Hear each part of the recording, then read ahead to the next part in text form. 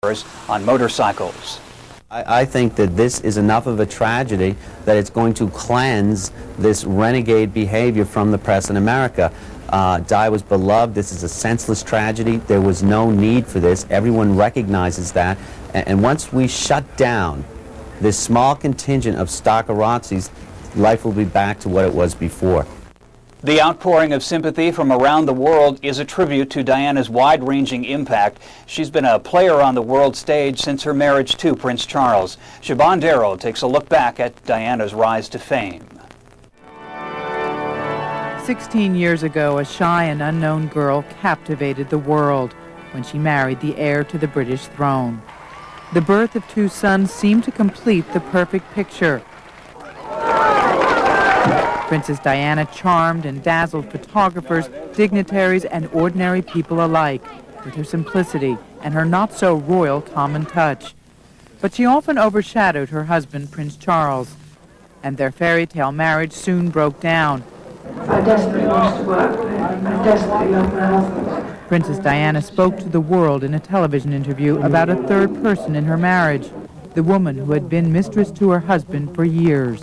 A biography of Princess Diana had already exposed details of a tortured life in the confines of the British monarchy, a lonely existence where she suffered from bulimia and even tried to kill herself. Prince Charles admitted publicly to his adultery. Diana also admitted to a relationship while married. But during those difficult times, an even more important relationship was developing for the princess, her love-hate rapport with the press. With the royal divorce officially over a year ago just this week, Diana became an outsider to the palace. But she swore she wouldn't go quietly, and the media was her ally in courting the public's favor. She said repeatedly all she wanted was to be the queen of people's hearts.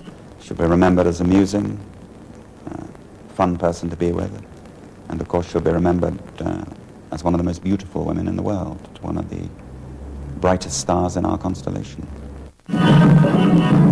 So the world's most photographed woman embarked on a single life and established herself as a humanitarian, traveling to Angola and Bosnia, championing causes such as an international ban on landmines. The world is too little aware of the waste of life, limb, and land which anti-personnel landmines are causing amongst some of the poorest people on Earth. She gave comfort to those dying of AIDS and cancer, using her international prestige to bring attention to those in need.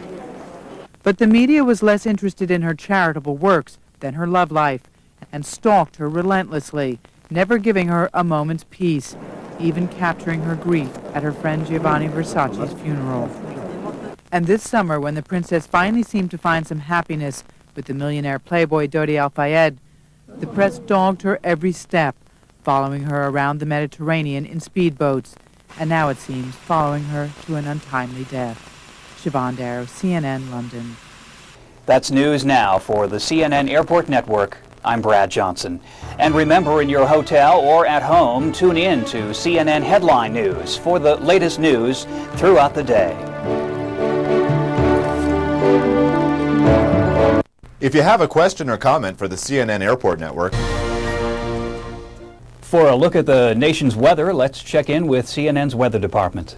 Highs on Labor Day. Let's start off in the Pacific Northwest. The CNN Airport Network brings you weather information every 15 minutes. We'll be back in a moment. This is for Bob in Scranton. Bob, your pipes burst. Yesterday.